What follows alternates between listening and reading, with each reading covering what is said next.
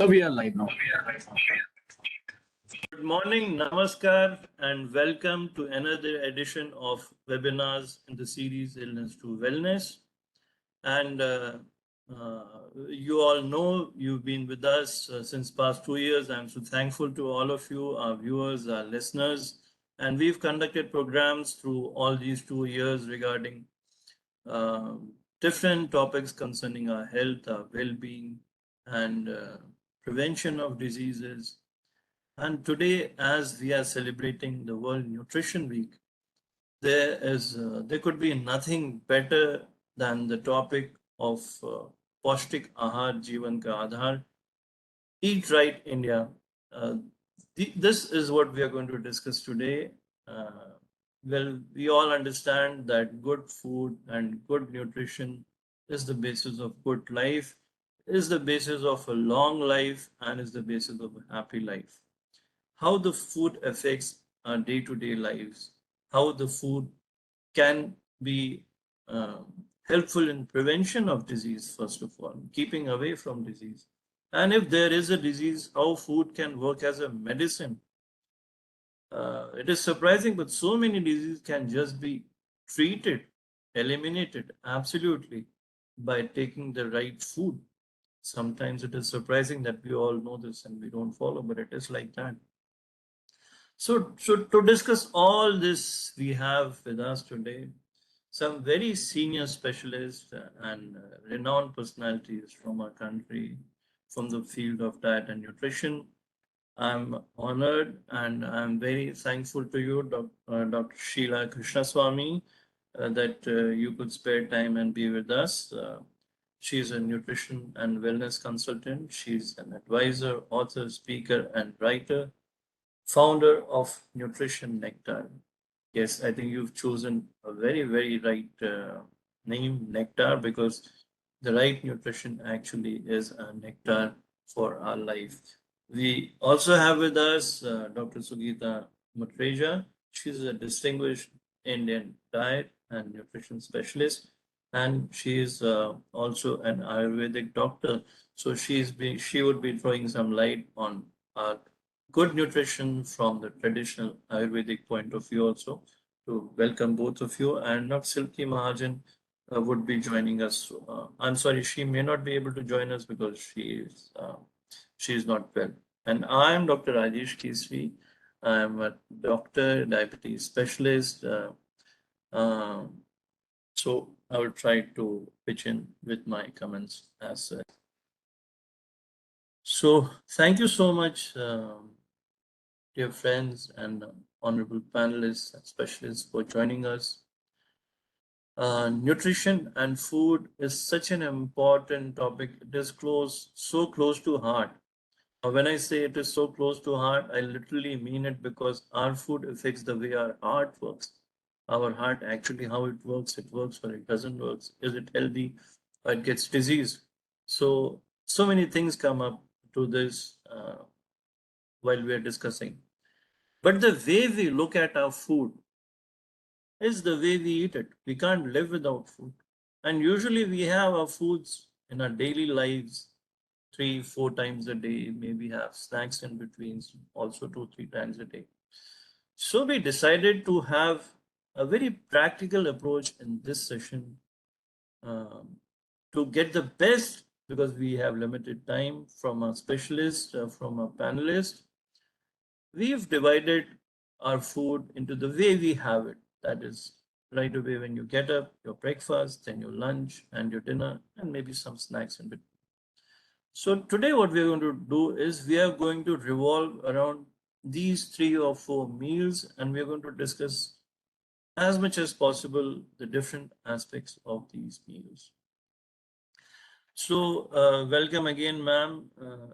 Let us start with you about breakfast because that is the first meal of the day, and as a diabetologist considered to be it is to be probably as the most important meal of the day because that at times reflects on the glucose levels throughout the day of our diabetes patients. But today we are not discussing patients as such, but for the general population, for all the normal people, who are watching us, how do we go about the breakfast?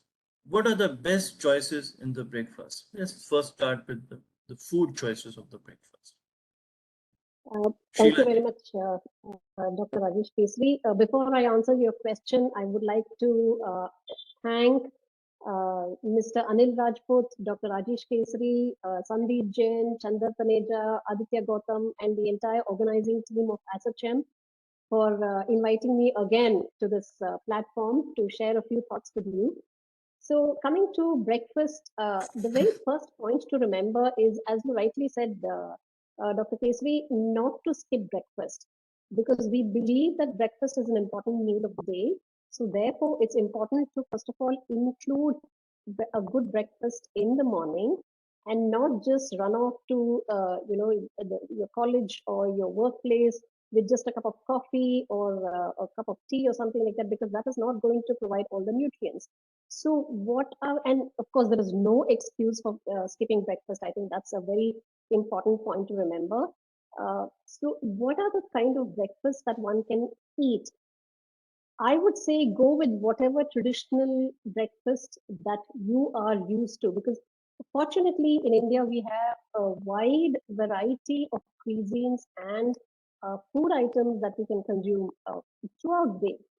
So if you are used to eating a couple of idlis, in the morning, go ahead, eat the idli, but just don't eat only chutney. Include sambar as well, because that gives additional amount of protein, and if there is vegetables in the sambar, then it will also give you some other vitamins and fiber and minerals and all of that. So have a plate of a couple of idlis, maybe with the chutney and sambar, or maybe a dosa made with less oil and again with the chutney and a sambar, or it could be an upma with a cup of curd, or it could be poha with again a cup of curd or peanut chutney, because some people are used to eating peanut chutney along with poha, so that makes a great combination too.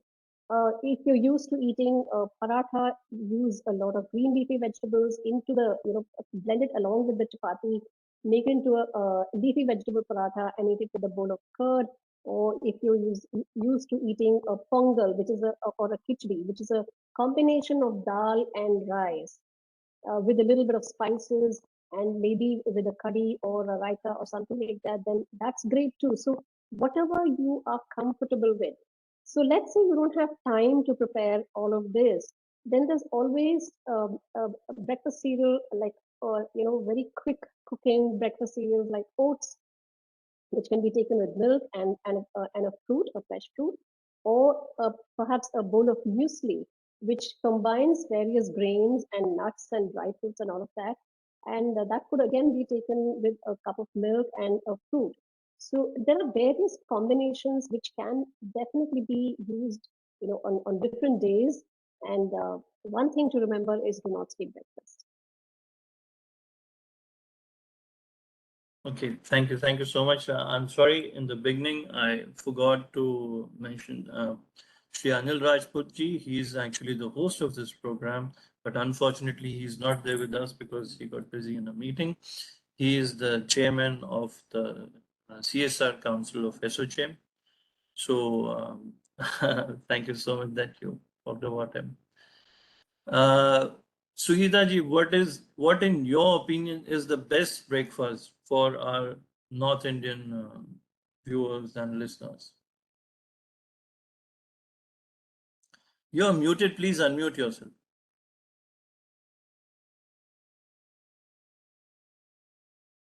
So, hi, Dr. Yes, Rajesh. yes, Could you please repeat yes, your and please question? speak I a couldn't bit hear louder you. or come closer to your phone or laptop. There is a bit of issue today. There's some technical issue. I think I have joined along with the two apprentices, so there might be some issue. So can you please repeat your question if I'm audible? Yes, yes. I just want your view on what is the best breakfast. Okay, okay. First of all, I would like to thank ASSOCHAM and all the persons who are behind this beautiful organization who has given me the opportunity to be on this wonderful platform. And I thank, and I'm so happy to meet Dr. on this platform. And now the question you've asked is, what are your breakfast options? So breakfast is the most important meal. After a gap of say 8 to 12 hours, you are going to have your meal. So it is like breaking your fast. So you should not be, first of all, you should be breaking your fast with some kind of a food which is very energetic, very calming on the digestive system. It should not be a very kind of food which is irritating to your stomach or your digestive system. Most of the people, they have this habit of starting their day with the tea. So you should not do that. So you should start your day with something which is easily absorbable. So first of all, breakfast is, I would suggest start your day with a fresh fruit or a glass of coconut water or some a herbal decoction as per your body type, or you can start your day with a bowl of fresh fruit. And then you can have your traditional way, a very good option, as ma'am has already mentioned, and along with the peanut chutney, it's a very good option. It is a combination of carbs and proteins. Dal wala dalia, add some moong dal in the dalia or a wheat porridge is very good option. Barley dalia is very good for diabetics. They can include barley in their diet as a porridge, and you can have milk porridge also.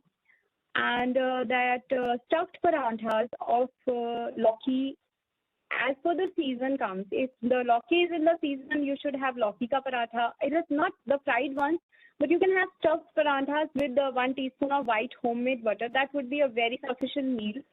And we can have dosas in their diet. Ma'am has already said most of the things ma'am have already said. And it's best is that you should eat a very light, easily digestible food. That's the most important thing. I think most of the options we have discussed. And there's one more thing which I would like to include. People take tea with their breakfast. It's a very common scenario in today's, or you can say everybody usually is in the habit of taking one parantha with a cup of chai. So tea definitely doesn't let most of the nutrients to be absorbed. So please make a difference between tea and your food. So this is a very learning experience for me as well. Thank you so much. So please. Sheila ji, now I'd like to ask you one thing. Ragi I missed. Yeah, sure. Okay, sir. Okay. So, first of all, I'd like to ask you, why don't you consider tea to be a herbal decoction as well? Because after all, it is made from leaves and nothing else. It is just a similar decoction. And the leaves are that tea, the tea leaves, just a minute. The tea leaves also contain caffeine and tannins, which are part of many Ayurvedic medicines. So why do you think that tea is not a herbal decoction? Sir, it's a process thing. So it is not at all mentioned in Ayurveda. It's not there in Ayurveda. So herbal decoctions means all the softer herbs, as if jeera, dhania, coriander, and mint. These are the softer herbs. They don't irritate your gastric lining. Tea is processed, it's fermented, and then it creates this acidity and everything. It's not at all mentioned in our Ayurvedic text. It was not there. The British introduced us to tea. So anyway, if something is not mentioned in Ayurveda, that actually does not rule out its significance. I just wanted to come over to you, Sheila ji, and with the question about tea and coffee, because tea and coffee today form an integral part of our, I would say, living life. Most of the people who are watching us, and I'm very sure you, and including Sugita ji, must also be having tea and coffee daily. At least at times when you visit your friends or when you're out with someone. I'm just joking. So I would like your honest opinion about tea and coffee, both of these things. Right. So from my, let's say from nutrition science point from of view. From a scientific dietitian's point of view. Yeah. So from dietetics point of view, we don't normally deny people coffee or tea. What we say is you can have maybe 2 cups of coffee a day, or maybe 3 to 4 cups of tea a day, because tea contains less caffeine than coffee does. So we do allow it. And also, tea has a lot of antioxidants. So we don't deny people taking tea, but the problem is when one takes tea or coffee, there is a lot of fatty milk and sugar added to it. Even the milk is not bad, but there's so much of sugar that people add in India, particularly. We are used to drinking sweet tea or sweet coffee. So the sugar added to tea and coffee should be controlled. But we don't, tell people to avoid tea or coffee completely. Having said that, I think Sugita has made a good point in saying that do not take tea with meals. That even we say in from the nutrition science also we say that don't take tea with meals because it prevents iron absorption. It Yes. hinders iron absorption. So therefore, avoid tea with meals. But by itself, it can be taken, maybe 2-3 times a day. It's fine. And of course, try and reduce the amount of sugar that you put in your tea and coffee. That's important. Yes, I think these points that you highlighted are very important. That the excess sugar and the calories which go with tea or coffee, either with the sugar or in form of fat that we use quite often, that actually does all the harm, because otherwise tea and coffee, they are good for health. This is how we understand, how I understand. There have been studies with coffee, black coffee, that is coffee without milk and without sugar, that it is hepatoprotective. Yeah. That is, black coffee as such is very good for liver. And as you mentioned, that tea itself contains number of antioxidants. And now many people have started taking green tea. So Sheilaji, is green tea anyway better than the black tea? So again, coming to antioxidant capacity, green tea has much more than black tea. So perhaps that is the reason people have started to take green tea. And again, one thing to remember is green tea has to be had all by itself. It's just the decoction and nothing else. No milk, no sugar, nothing is added to green tea. And it does have a higher amount of catechins and various other polyphenols, and that's why people prefer to have green tea nowadays. But black tea is also is fine. I mean, as long as a person likes the taste of black tea, that's fine too. Thank you, thank you. You wanted to add something, Sugita ji? No? Okay. Now I'd like to come to, since we are talking about drinks, frequently we have become used to it. I'm taking up the practical points of view, the way we are living, because we can't change overnight. So probably if we could give our viewers some better choices, or take them away from what we consider to be harmful. What are the drinks that can be had uh, with our breakfast? What would you advise? Because most of us would like to drink something when we are eating the breakfast. Isn't it like that? Yeah, absolutely. So, well, I would start with water Yes. because hydration is as important as food. So I would definitely say water is important. So please keep drinking water as much as possible throughout the day. And if you need to have a beverage, then milk would be a good option in the morning. It provides protein, it provides calcium, and a good amount of other nutrients. So milk would be a good option. And let's say a person is unable to take milk for whatever reason, maybe lactose intolerance, or it could be some allergens or something like allergies. So if a person is unable to take milk, there are always other alternatives. There is soy milk, there's almond milk, there is rice milk. A whole lot of other options are available which can be consumed. So that is one milk part of it. If a person does not wish to take milk, then as Sugita said, probably a coconut water would be a good option. I'm Even sorry? buttermilk is a good option. Buttermilk. Coconut water. Coconut water. Yeah, so coconut water, buttermilk also is a good option. In fact, in the south, we use buttermilk to make a kind of a ragi drink. A malted ragi is mixed with buttermilk. A pinch of salt is added to it, and it's taken as either a breakfast item or sometimes in between meals if one is hungry. So buttermilk is a great option too. I would not advise fresh fruit juice on a daily basis, but once in a while, if a person is unable to have access to anything else, then maybe even a fresh fruit juice without sugar would be useful. Okay, thank you, thank you. Sugita ji, now your point of view on beverages. Can you suggest some Ayurvedic decoctions, some combinations, some practical tips ki include this much of this much of that, and boil it, and it becomes a good beverage. ऐसा कुछ बताइए हमें अपने आयुर्वेद से चाय की जगह. Oh, sir, actually, I got disconnected. I couldn't hear to ma'am's, but I am able to hear your question. So if something gets repeated, kindly. Okay मैं आपको दोबारा बताता हूँ कि आप अगर चाय की जगह हमें कोई आयुर्वेदिक कोई डिकॉक्शन बताइए कि जो हमारे श्रोतागण घर में खुद बना सकें, ऐसी चीजें जो आमतौर पे घर में उपलब्ध होती हैं और जो स्वादिष्ट भी हों. जो स्वादिष्ट भी हों. जी.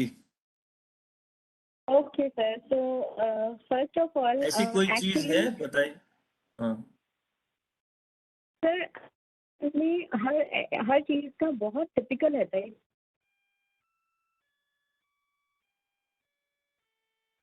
बिटर हर्ब्स, अगर आप कहें कि हम कोई स्वीट ड्रिंक बोले तो आयुर्वेद में बहुत ही अच्छा जो एंटासिड है दैट इज गुलकंद का पानी. So you can just dissolve gulkand in a glass of water and drink that. It's very tasty also. It's a very good antacid and आजकल इट्स लाइक समर्स में it's a wonderful thing. And second, it's like 1 teaspoon of gulukand. You can get it from Amazon. You can get it from market online. Some good gulukand, just dissolve in a glass of water or a glass of milk. It turns out to be a very good this आपका drink. And you can have अगर herbal decoctions का देखा जाए तो lemon, mint, coriander is a very good option. Just squeeze lemon, add mint, crush it in a mixer, and add 1 teaspoon of brown sugar, shakar, khadi khand, and a pinch of salt and pinch of black pepper. It's a very good beverage. Coconut water is very good beverage. You can include some kind of some soaked chia seeds in the in your masala chach. You can take masala chach is very digestive. Top of that, it's very tasty. So post your lunch, and along with your lunch, you can have masala chach. And as per your body type, you can include nutmeg water, chamomile tea, and jatamansi water. If you are under stress, you can include nutmeg water. It's very beneficial. A pinch of nutmeg powder, boil in a glass of water, let it simmer for 5 to 10 minutes, and your decoction is ready. You can have it at sleeping time. You will have a very sound sleep. Your digestion will be better. And you can include, this is tasty also, so it's not a bad tasting thing. Cinnamon water is also very beneficial decoction. A pinch of cinnamon boiled in a cup of water. Let it boil for say 5 to 10, the water gets reduced to half. When it's lukewarm, add honey. So cinnamon honey is a very good option, but honey, point which should be noted is that honey should not be added if the temperature of the drink is more than 50 degrees Celsius. Honey becomes harmful then. So most of the people, they include honey in their drinks, in their green teas. So I would really like to elaborate the fact that honey becomes poison if taken to more than that temperature. It's very good. More than what temperature? Would you repeat the temperature? Because 50 to degrees that is to 60 degrees. That is hot water. Honey should not be taken. Honey should not be mixed in hot water. That's what no. I'm to understand, Yes. right? Honey should be. Okay. Yes. It's a adhaar. It's a combination which is strictly not recommended and not to be taken in Ayurveda, and it is a fact. Wow, wonderful, really wonderful. In fact, I request you to somehow share with us, with our viewers, because such wonderful recipes, I'd like to taste each and every one of them. Thank you so much. Now let's move on to other next major meal. I'm seeing that we are left with only half an hour, and we've already crossed half the half of our time, and we have already left so much to discuss. Lunch is the next important meal. Sheila ji, now please elaborate on the lunch. What are good options for lunch? Healthy and good options for lunch. Great. So I would again go with the traditional, Indian diet, which is really very well balanced, I must say. So perhaps I will talk from the southern part of India because I come from south, and maybe Sugita can talk from the northern part of India because she is more familiar with that. So in the south, we are all mostly rice eaters, right? So while people believe that rice is bad for health and rice makes you put on weight and all of that, the actual problem is with the white polished rice. So normally what we say is don't use the white polished rice, move to the unpolished rice, the old rice. Again, old rice is believed to be much better than the newer rice. So move to old rice, move to unpolished rice, move to the parboiled rice, which is very common in the coastal regions like Kerala, Goa, in Mangalore and Karnataka, coastal Karnataka and all of that. So use parboiled rice or unpolished rice or brown rice, which has definitely much more fiber, much more nutrients, and particularly has vitamin B1, that's a thiamine.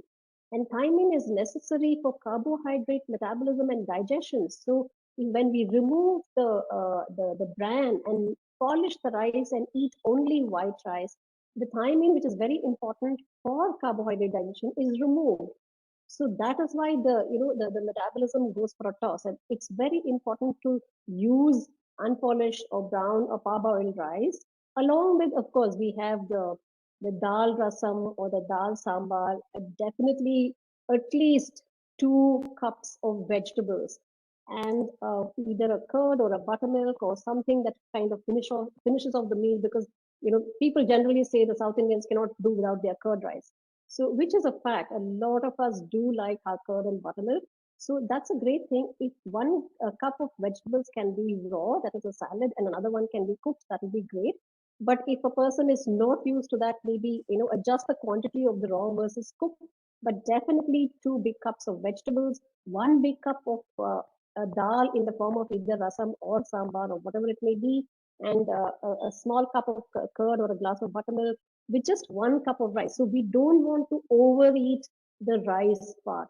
We want to reduce the rice quantity, keep it unpolished or parboiled or brown rice, and increase the vegetable quantity. And along with that, of course, people are used to eating maybe a roast papad or something like that, which again, I would say that, preferably a papad made with dal, like a urad dal or a moong dal or something like that, which again adds to the protein value of the meal. So a roasted papad is a great accompaniment if one wants to, but otherwise, even without the papad, the rest of the meal is fine. Now, this is when we have time and when we can sit at home and enjoy the full meal. But today, working people find it very difficult to take the entire package.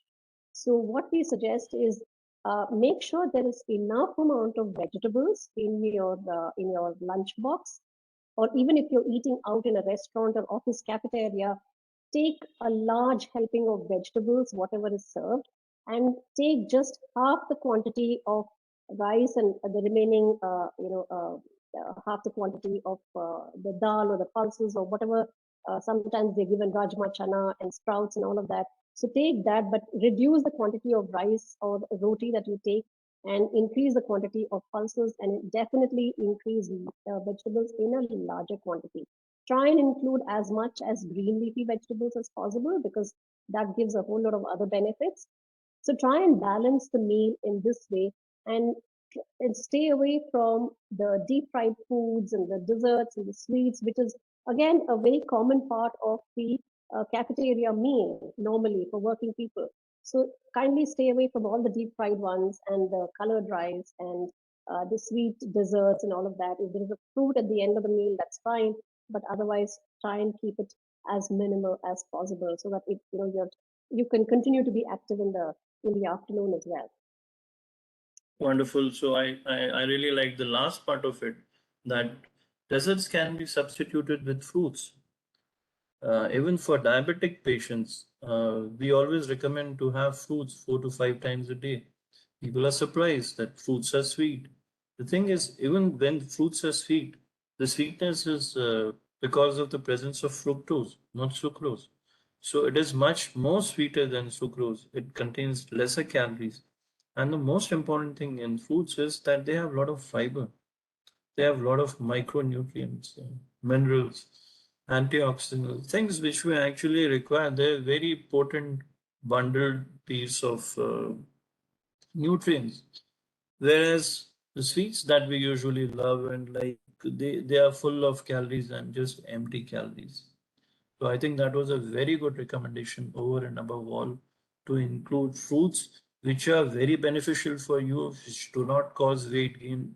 On the contrary, they would lose to weight loss if taken in sufficient quantity and rightly chosen with meal. I recommend to have fruits after every meal. Sugita ji, a quick overview about lunch in the North Indian scenario. Lunch, this is the time when your digestion is at the peak because Agni is max time, so you can have a heavy meal at this time. So the combination, as the man said, dal chawal is a very good option and it's easily digestible and it's a very good combination of carbs and proteins. So it's all the nutrients in a one bowl along with a bowl of vegetables. So you can include chapatis in your diet, whole wheat chapatis. You can have barley chapatis, you can have bajra chapatis, jawar chapatis, and you can have oats ka chilla. It should be combined with some kind of a protein as it's dal, some kind of a paneer option, soya options, or soya or tofu options, along with a bowl of vegetable or a saute vegetables along with a salad. Plus, you can include your masala chach here, and it should become a good meal for your lunch. So whole grains is my take for the lunch. Be it rice, be it wheat, be it bajra, be it jawar. You can keep on shifting all the cereals so that you get all the nutrients and you on the sufficient and multivitamins and nutrients. Sugita ji, I see a lot of progress in Ayurveda with the movement towards chia seeds and tofu. Because tofu is not available, as Sheila ji was telling, if I go to office, I'm working in a software company or I'm an executive, these things are not available. What can I eat in my canteen? Can you describe the plate, how it should be? A realistic one. Sure, sir. In case you are eating out, or you have your lunch, so you can opt for South Indian options. Uttapam along with sambar is a very good option. You can opt for idli sambar, and you can opt for the paneer ka stuffed tandoori paratha. Don't take the fried ones. Tandoori paratha you can get everywhere. You can have kulchas along with wheat kulchas along with matra. That is a good option. Occasionally, you can opt for some kind of eating options as a dhokla you can have. That's a fermented thing, but remember to squeeze the water because it contains a lot of sugar. So these are the options which people can opt for if they are out, eating out, or they are not having the luxury to have home cooked food. They can choose these options. Sure. I would just like to add here, especially in the North Indian context, and it is very important to avoid some whites. One, the first white is maida. Try to avoid things, and this I am talking not of once in a while. For normal healthy individuals, once in a while, I think you can have anything in limited quantity. But it is important in our everyday meals to avoid refined wheat flour, which we now commonly call maida, because maida turns into fat when it is had in excess in any of the forms that we have it. Maida is present in the biscuits, it is present in the naan, it is present in the white bread, it is present in naans, in pav, and literally all the bakery items, and we are having it in our samosas. You all know where maida is there. So try to avoid maida as much as possible because that does not have any fiber. That has very little nutrient value. But at the same time, it leads to peak in the glucose level. And when you have it consistently over a period of time, the body converts it into fat, and that fat gets deposited in your liver, in your pancreas, in your tummy, and that leads to all the diseases that we are worried about: diabetes, high blood pressure, heart diseases, heart attack, stroke. So maida is very important, which should be avoided or decreased in quantity. The next is salt. Salt, we love the taste of salt, but the thing is, excess salt causes lots of problem in our body, starting from hypertension, from ulcers. It can cause stomach ulcers. Rarely do we recognize that just having more of salt can cause an ulcer in your stomach, but it does. It can cause cancers. It can lead to osteoporosis, that is weakening of your bones. So salt is also a culprit in all these diseases. It should be, it can be taken, but in very limited quantity. Sometimes people are afraid if they don't take salt, then maybe they won't have enough of salt. You please don't worry, because salt is there in literally everything that you're eating, in the dal, in the vegetables that contain sodium. So you are never going to be sodium depleted, even if you don't take salt over and above. The next very important thing is sugar. The next vital sugar, because sugar is nothing but empty calories. We've become used to the taste of sugar. That's why we we love eating it and we want everything to be sweet. But this is just a habit. It is a hedonic sensation, nothing else. We can very well live without sugar, and the way we've become used to taking sugar, we can very easily become used to not taking sugar. As Sheila ji was mentioning in the morning, that tea itself is not bad, but the sugar that goes into tea is bad, because that is empty calories, and these empty calories ultimately get converted into fat.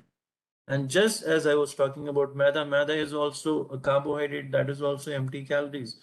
They get deposited in your stomach, in your abdomen, in your liver, in your pancreas, in your heart, and again leading to these chronic lifestyle disease. So I think these are three whys, excess of which should be avoided in all our meals, be it breakfast, be it lunch, be it dinner. So let's quickly move over to dinner, because there's some things which I think we should discuss more. So Sheila ji, what are your options of dinner? Yeah. Dr. Kesri, just one point before going to dinner. About lunch, it skipped my mind. I should have added ragi, because I'm from Bangalore, so in Karnataka we use a lot of ragi. So millets are a very big part of our traditional meals. So ragi also can be used as a substitute for rice. That's one point I want to make. And second point I want to make is about evening snacks. Having worked with the corporate companies for many, many decades, I've seen that most working people feel very hungry in the evening. That's usually between 5 and 6. And that is the time when they start reaching out to all these high fat, high sugar items. It could be a cake in the cafeteria or in the bakery, or maybe a puff, or could be a chivda or some person, something like that. They reach out to, or could be a kachori or a samosa which is sold in the cafeteria. So those are the kind of stuff that they really need to avoid, because evening snack can add to a huge increase in the intake of calories, and as you said, empty calories sometimes, sugars, fat, and sodium, which are the three baddies, so to speak. So we really need to curb that evening snack habit by replacing it with nuts, because nuts are such a healthy snack. They can be eaten, a handful of nuts can be eaten, for example, almonds, a handful of almonds or any other nut, or maybe some seeds, as Sugita said earlier.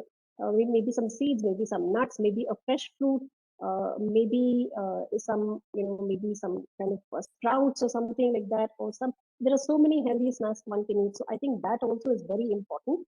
And coming to dinner, it is very similar to what we eat at lunch, but the quantity has to be smaller and not as big as lunch.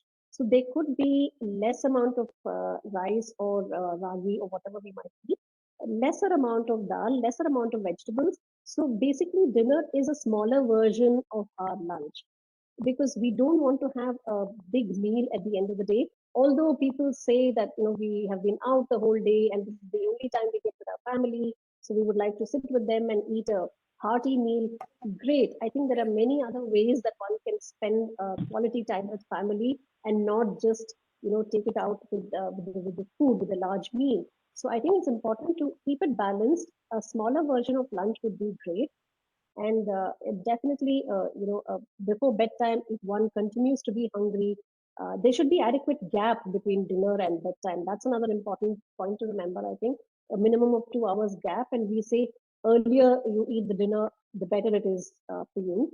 So eat an early dinner, leave at least 2 hours of gap, and if you still feel hungry at bedtime, then maybe take a cup of warm milk or something like that, and before going to sleep. That is what I would recommend. Oh, wonderful, wonderful. I completely agree with you. Sugita ji, what are your suggestions for dinner? I completely agree with ma'am. And the things which we can include in our diet in the dinner is that dinner should be a very lighter meal. It should be low on salt because a lot of water retention takes place if we take a lot of salt. As per you rightly said, it can cause ulcers. Definitely because it has ocean potency. It is very hot, considered hot potency food group. So it should be, it is not very good for eyes also. It's not very good for acidity and ulcers also. So, and it causes water retention, blocks all the channels. So you should reduce your salt intake, especially in the night. So we can opt for dal ka dalia options. We can have doodh wala dalia is a very good option. And you can have some kind of ragi ka chilla, ragi ka dosa, along with some kind of vegetables. Another option is that you can have wheat ka dalia is also a good option. Oats in milk, you can make a smoothie in case you have a lot of salt in the lunch or breakfast. So you can have a salt-free dinner, just oats ka smoothie. You can have oats with the milk or soaked figs, soaked cashews. Just mix it in a blender and have it a hearty meal. It's a very good meal. It's very filling also. And it doesn't cause, it makes you lose weight also because oats is a very good option for losing weight, and most of the people would like to have some kind of In a our meal traditional, replacement. thank you, I understand. But the traditional Indian diet, like I have in my home, and I'm sure that 90% of our viewers have in our home, that is generally chapati, that is sabji, that is maybe dal. So what are your suggestions regarding this? Because it is not practical for all our viewers to make Yes. smoothies and please. Sure, sir. Because practically, I have given you the option of dal ka dalia. That's a very practical option. It's just a bit of dal and dalia cooked in a cooker. Khichdi is a very good option. It's a very filling meal, and it contains all the nutrients. You can add a bit of beetroot and vegetables in the cooker itself and make it a hearty meal.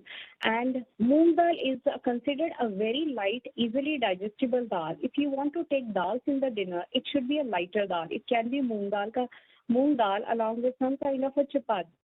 The quantity. If you've taken 2 chapatis in the lunch, you can make your dinner by one and a half chapati. And ma'am rightly said that dinner should be a very early dinner. It should be 7:30 or max 8. In case you are getting late, you can just have sauteed vegetables, stir-fry vegetables, or a bowl of fresh soup, homemade soup that can be taken in case you are getting late for your dinners. It should be a good meal. Thank you. Thank you. One of our viewers, Dr. M.M. Gupta from Varanasi, yesterday he shared with me an article. It was a study published in Nutrition, I think, the Journal of Diet and Nutrition, if I'm not wrong, and Nutrition and Diabetes, I'm sorry. And that's a study done on about 50 or 51 type 1 diabetics, in which rice was cooked, left overnight, and the next day it was reheated and given to these diabetics against a group of controls, and it was seen that the rice, when it is cooked and it is left overnight and again reheated and given, it contains a lot of resistant starch. So the people who had earlier taken the same rice, the fresh boiled rice, they had high sugar levels after their meals, but when they took it the next day, the sugar levels were not that high. They went into hypoglycemia with a similar amount of insulin, type 1 diabetes. So here I want to highlight the role of cooking, because the way we cook and the way we have our meals has profound effect on nutrients, on their viability, on their content, and how body absorbs them. So Sheila ji, tell us about cooking. What should be the good methods of cooking? Tell us about some good practices. Sure. Again, in India we have different ways of cooking dishes, and normally what we do is we take to let's say to put tarka. We normally take iron kadai, and we put a little bit of oil or ghee into it, and then we put a lot of spices.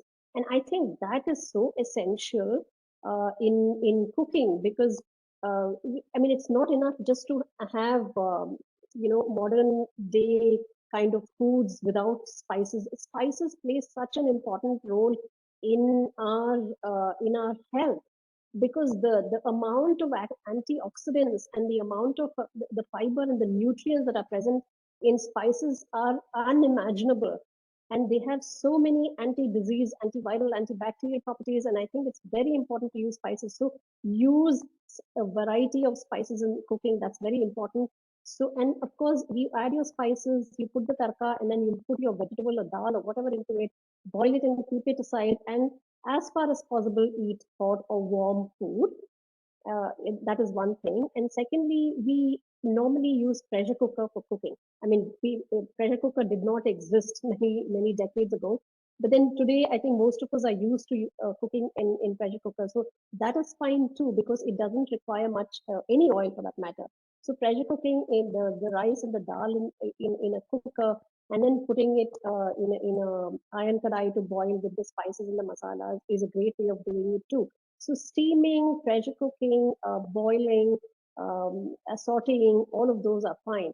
What I would restrict is the deep frying part of it. I would not recommend deep frying often, although I'm not against it, but once in a while, deep frying, especially on festive occasions. And I mean, we've just had Ganapati celebrations, so I'm sure a lot of us are eating the deep fried foods already. So festive occasions is fine, deep frying is fine once in a while, but not on a regular basis. So basically stick to steaming, cooking, I mean, steaming, boiling, sauteing, and those kind of cooking methods.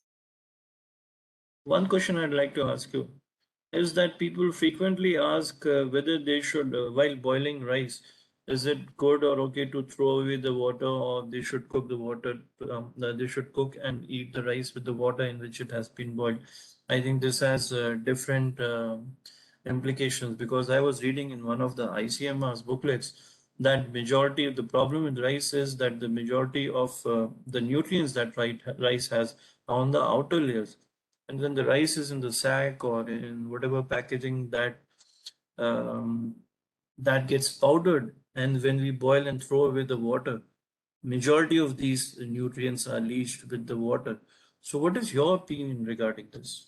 Absolutely. You said it rightly, Dr. Kesri, because the B vitamins, which are water soluble vitamins and which are present in the grain of the rice, when we boil it and throw away the excess water, we're actually throwing away the B vitamins, because, and those are required for the carbohydrate metabolism. So it's very important to retain the water. So when we either pressure cook or put it in a rice cooker or any form of cooking rice, we just put the required quantity of water and cook the rice, so there is no excess water to drain out.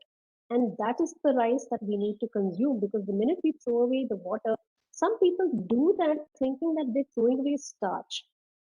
So, that much starch consumption is reduced. Therefore, let me throw out the starch, and therefore I will not gain weight. So that is a myth. People believe that, but unfortunately, we don't realize that we're also throwing away a lot of B vitamins. So I think it's important to retain the water, use adequate water, just enough for the rice to cook, and make sure that we get all the nutrients as much as possible. Thank you so much. I'll come back to you with myths. But Sugita, over to you quickly. Tell us something about the utensils that we use for cooking. Do they affect the nutrition value of the meals? Yes, definitely. We definitely know that if something is cooked in aluminum, it leaches out, it binds with the food groups, and it doesn't let it to be absorbed easily by the digestive system. So we should use cooking utensils very wisely. My take is that we should go the traditional way. Iron utensils are very good to be used. We can boost up your hemoglobin levels also. Nowadays, we can get the clay pots also. They're also easily available, and their food turns out to be very tasty. I personally use the clay pots and the clay tawa for chapatis, and I can definitely see the difference. Ki rotis are very softer, and iron utensils definitely they make the things tastier also. And there's a bit of issue of the people think that it's darker in the color, but if it's giving you so much of nutrients, we should ignore looking part or the cosmetic part of the food. We are not eating food just for that. Sure, definitely. Thank you. Sheila ji, quickly over to you. What are the myths that you have seen over the years and years of your career, which you frequently see that people have in their minds, and these are actually wrong concepts? Well, I really wish I could we could have another session on myths because Yes, there are I know that, but the so major many important ones. yeah, yeah, there are so many myths. Well, okay, so I think we already spoke about this, but rice adds weight, and wheat does not add weight, which is a myth, because I think the Yes. quantity and the quality is very important, and not really the rice or the wheat. And the second one is I've actually had people asking this: does ragi make my skin dark? So because it's dark to look at.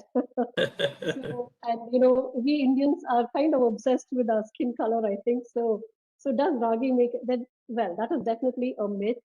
What else? I'm trying to think quickly, but tomatoes, yeah. So do tomatoes lead to cause kidney stones? So again, that is a myth, because tomatoes per se, they do not cause kidney stones. Kidney stones are, as you know, it's usually the calculi are calcium oxalate stones. So by themselves, tomatoes cannot cause kidney stones. But we tell them that if you do have renal calculi, then please reduce your tomato intake because it's very high in oxalate. So there are so many others. I'm Okay, sorry, I LA, can't even this think of. please talk about this. People with diabetes should eat fruits or not? Oh, yeah, of course they can. Uh, so that's another thing. Yes, thank you for bringing that up. Fruits should not be eaten by diabetics. Again, that's a myth, because as long as the blood sugar is well controlled, and I think the patient needs to work with the dietitian or the physician that he or she is consulting to make sure that the glucose levels are well controlled, and if the carb counting and everything is done properly, and if the fruit fits into the diet very well, a diabetic can definitely eat a fruit. Um, I wish I could remember more. There are several more, but at this point in time, I'm not able to remember That's the okay. others. That's okay. Yes, please, Sugita ji, you please contribute. Sugita, you wanted to say something? My favorite, yeah, my favorite thing that people think that desi ghee is bad for health. So that's a myth I really want to break, because if ghee taken in little quantities is very good for your brain, very good for your all the lipids, and because all the enzymes and lipids, they need a good amount of oil, because we can't get essential oils from our So you meant desi from ghee, our body. right? Desi ghee. Desi, Sugita, you cow's said desi desi ghee. ghee. Desi ghee. Yes, Okay, okay. Yes, yes. Yes, that's and it very should be true. Desi preferably ghee, cow's desi. cow's milk. Okay. Yes, I think those are very important. Now tell us, Sheila ji, food as a medicine. A short comment on this line. Food is a medicine, actually.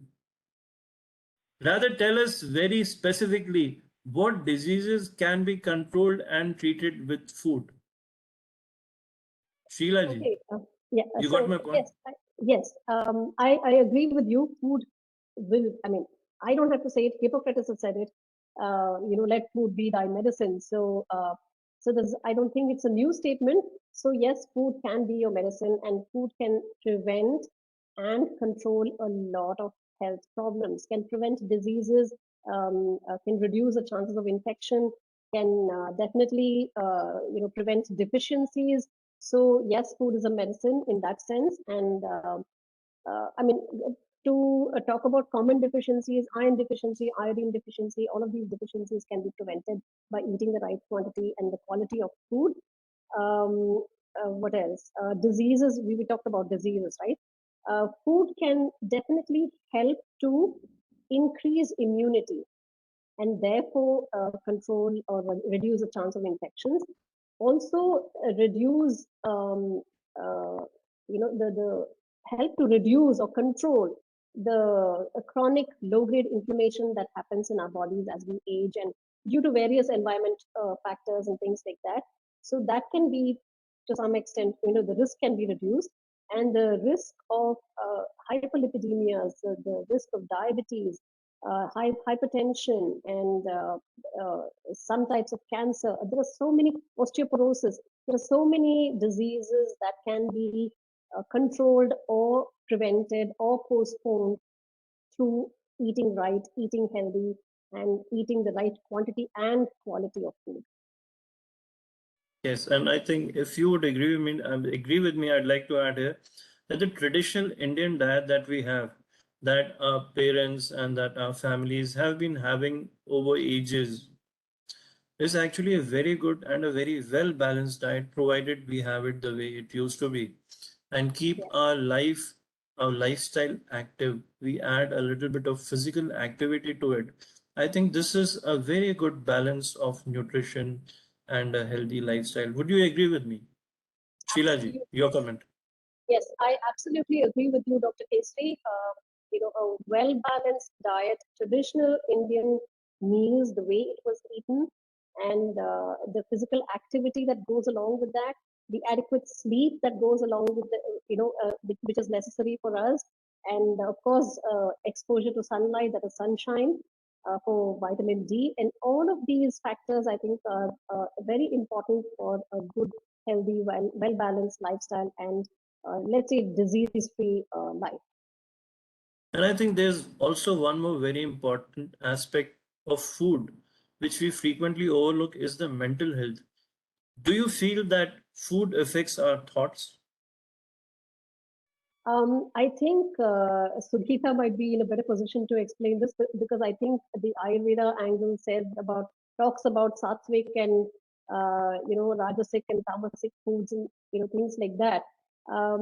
Yes, there are some studies. I haven't come across many, but there are some studies to say that food does affect our not necessarily thought process, maybe the mood. There is a lot of Yes, connection yes. between food and mood because there is a lot of gut-brain connection, gut-brain connection that is being studied in the last few years, right? So we know that food can definitely affect our mood. There are several studies to prove that, and thought processes perhaps to some extent, but Actually, maybe probably I chose the wrong word. What I meant was the mood, oh yeah, of uh, course. not the thought process as such. Yes. Yeah, yeah, absolutely. And I agree with you, Dr. Pacey. I think there is definitely a connection between food and mood because we know that there is a connection between the gut and brain. And in the modern lifestyle, there's a lot of stress. There's physical stress, mental stress on young people, leading to a lot of depression and depressive illnesses. And food has a very important role to play even in depression. Sugita ji, would you like to say something about this? Yes, Dr. Rajesh. Definitely, I would like to say the simple thing is like you are what you eat. So that's the basic thing. आप जैसा खाते हैं आप वैसे ही बन जाते हैं. So it's kind of a thing. If you're eating food which is very nourishing, very sattvic, and which has all the if we eat most of the things which are I'm sure you might have a different take, but if we take more of the plant-based items, plants are living foods. They give us positive energy. They give us these vibes that we are alive. And if we take these kind of food groups, which are sattvic and these kind of foods, they have very positive impact on your mind. And I have definitely seen many OCD patients which are just taking the diets, and I have seen improvements by giving these kind of food groups only, which are not very, actually Ayurveda describes them as exciting food, the Rajasic food or the Tamasic food. The Rajasic food, it is basically the exciting food, which gives a lot of excitement. And the Tamasic Can you food, name few of them? Can you name few of them? Yes, sir. All the Sattvic foods, they basically are the plant-based foods, and Rajasic foods, they are called these are which contain lot of spices, and the things which are you can say luxurious foods, which we include, make them processed, and the Tamasic foods are which dampen our spirits. And Tamasic foods, they your tea, coffee, they come in the Tamasic foods. And Hindi में सरल शब्दों में बताइए, सात्विक food कौन से होते हैं, तामसिक कौन होते हैं, राजसिक कौन से होते हैं, और कॉम्प्लिकेटेड करके मत बताइए प्लीज. हाँ सर, कॉम्प्लिकेटेड तो नहीं किया मैंने. खैर, सात्विक फूड मैंने सीधा दूध, dairy based products and plant based products are sattvic foods, and the foods which are cooked overly with a lot of extra sour items, spicy items, they become the Rajasic foods, and the foods which are taken, which are stale foods and which have a lot of non-veg in them, they are the Tamasic foods. I hope now the category is... Sheila ji, if can I come over to you quickly because we are already over time.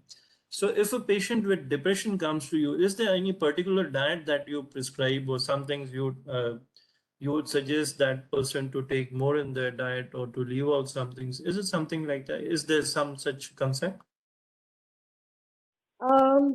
Yes and no. First of all, I would see what kind of a diet. I mean, we do diet recall, as you know.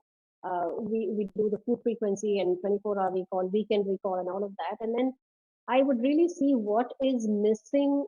Looking at the various food groups and the combinations, I would really see what is missing or what is an excess in that person's diet.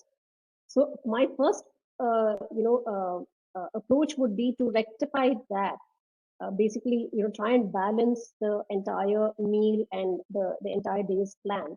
So that would, and that itself, by increasing the amount of vegetables and fruits, which gives a lot more antioxidants, vitamins, minerals, and as you know, micronutrients, and all of those, that itself will bring in a much better balance and probably will affect the mood as well. Because, and of course, some amount of serotonin is required for calming the mind. So definitely some amount of carbohydrates, tryptophan, which converts into serotonin, that is milk. So all of these foods we have to make sure that those foods are present. Exactly. This is what I wanted to right. to convey to our viewers and listeners, that food has a great impact not only on our diseases, on our health, but even on our mood and even on diseases related to our mind. So you have to be very judicious while choosing what you are eating, what you're going to eat. So I always say that your stomach is not a dustbin. You just don't have to put anything there to finish it off. Not that we should be throwing away food, but at the same time, we should be thinking twice before eating anything, because whatever we eat, whatever goes inside our body is going to have profound effect not only on this day, on this hour, or on the subsequent few hours, but our lifetime. So food is very important. And as India is progressing, we are celebrating the Azadi Ka Amrit Mahotsav. I think we should get liberated from our bad, changing food habits and get them back to the pre-Azadi ones. Our traditional food is very good. Our traditional lifestyle was very good. We should somehow backtrack to that, and probably we would be avoiding a lot of diseases and would be living happily and a healthy life. Yeah. I'm so thankful to you. Stay away Yes, from please. stay away from ultra processed foods and high fat, sugar, salt foods. Sorry. That is your message. And Sugita ji, you have any message? Short, quick message? So eat healthy, stay healthy, avoid processed foods. That's the only thing I would like to give my message. Thank you. So I'm so thankful, and on behalf of Shri Anil Rajput ji from ASSOCHAM and from the whole team of ASSOCHAM, I'd like to thank you, Sheila Krishna Swami ji and Sugita Matreja. You've been really very helpful, and you've spared your time.